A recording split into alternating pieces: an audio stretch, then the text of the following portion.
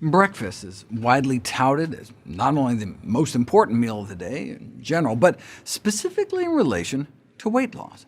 This is not just a pop culture prescription from checkout aisle magazines, but an idea put forward by prestigious institutions such as Johns Hopkins, NYU, Mayo Clinic. Right? Even the United States Surgeon General. Want to trim your waist? Read a headline, American Dietetic Association, try eating breakfast, referring to breakfast as perhaps the best-kept weight-trimming secret. But is it true? The Duke School of Medicine's health newsletter was skeptical. It's always been billed as the most important meal of the day, until now.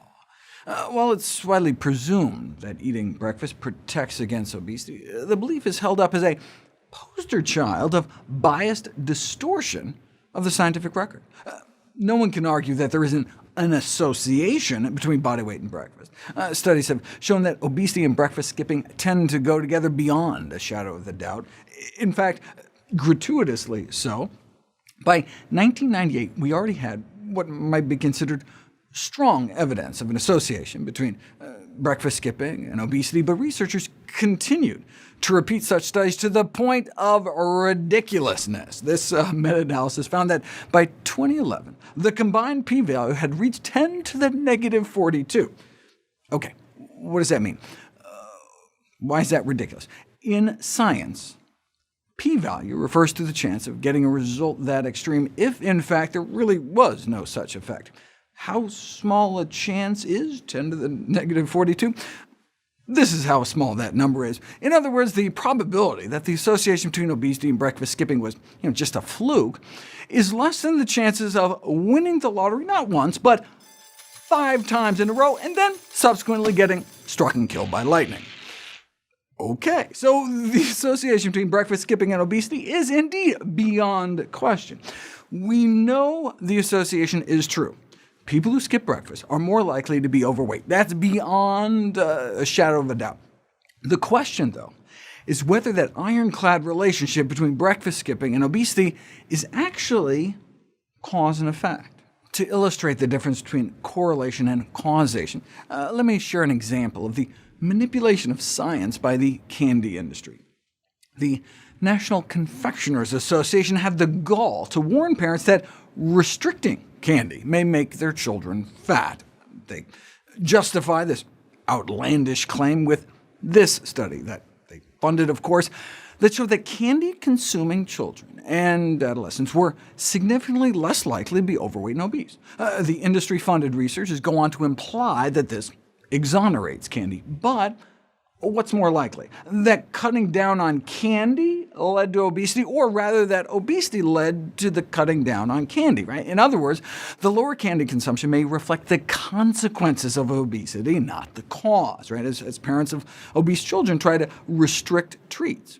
Similarly, the finding that those who skip breakfast tend to be heavier is equivalent to saying that those who are heavier tend to skip breakfast, right? It doesn't seem to be more likely that overweight individuals might just be skipping breakfast in an effort to eat less, rather than eating fewer meals somehow leading to weight gain. Now it's possible that skipping breakfast could slow your metabolism or cause you to overeat so much later in the day that you gain weight, but you can't know for sure until you put it to the test.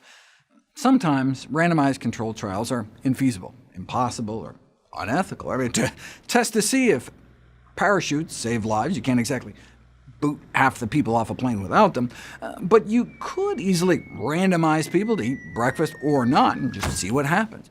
And it turns out eating breakfast does not seem to affect your metabolism rate or sufficiently suppress your appetite. Most studies, 95%, found that eating breakfast tends to lead to the same or greater caloric intake over the day.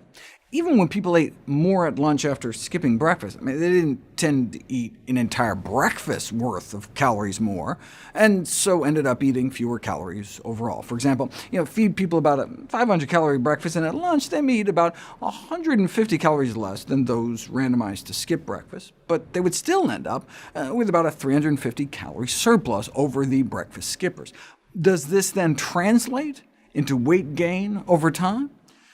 Researchers at Brigham Young University randomized 49 women who habitually skip breakfast to either start eating breakfast or continue skipping. If breakfast somehow magically leads to weight loss, then the newly eating breakfast group should benefit. But no, compared to those who continued to skip breakfast, adding the extra meal led to hundreds more daily calories consumed and nearly a half a pound of weight gain a week. If you already eat breakfast and start skipping it, will you lose weight? We'll find out next.